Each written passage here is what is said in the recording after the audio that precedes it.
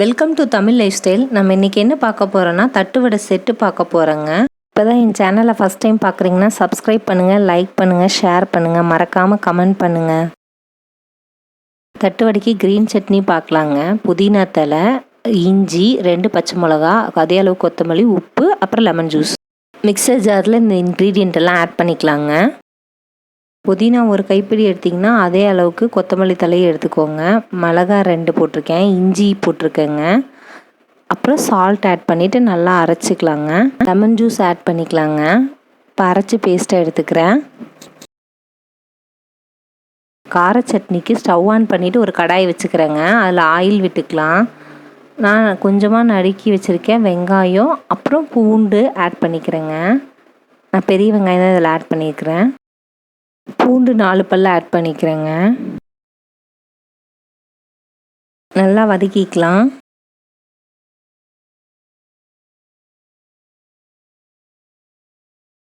வெங்காயமும் பூண்டும் colour change ஆகி வந்துருச்சுங்க.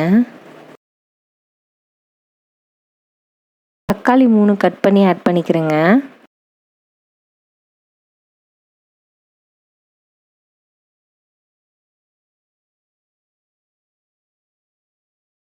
சால்ட்டு கொஞ்சமாக ஆட் பண்ணிக்கிறேன், இந்த சட்னிக்கு தேவையான அளவுக்கு.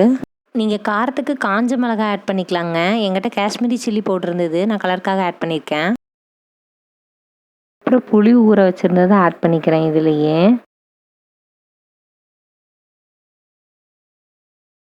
நல்லா வதக்கி எடுத்துக்கோங்க.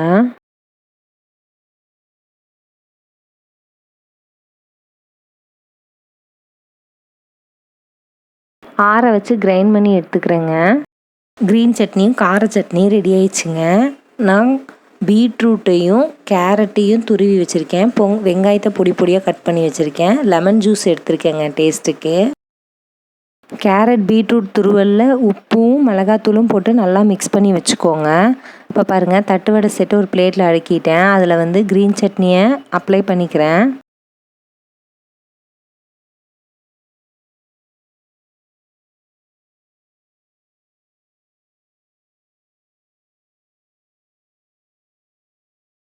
இன்னொரு சைடு கார சட்னி அப்ளை பண்ணுறேங்க. உங்களுக்கு எந்த அளவுக்கு காரம் அதிகமாக சாப்பிடுவீங்களோ அந்த அளவுக்கு போட்டுக்கோங்க. இது ரொம்ப ஸ்பைசியாக இருக்கும். கேரட் பீட்ரூட் துருவல்லையும் நிறையா மிளகாத்தூளும் சால்ட்டு லெமன் ஜூஸ் ஆட் பண்ணி நல்லா மிக்ஸ் பண்ணி வச்சதை இது மேலே வச்சுக்கிறேங்க.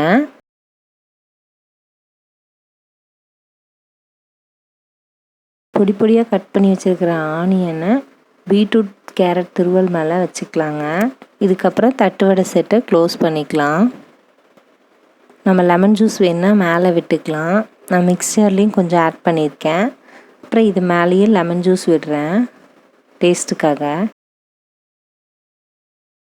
தட்டை எடுத்து க்ளோஸ் பண்ணிடலாங்க. அவ்வளோதான். இப்போ நம்ம சேலம் தட்டுவடை செட் ரெடி ஆயிடுச்சுங்க.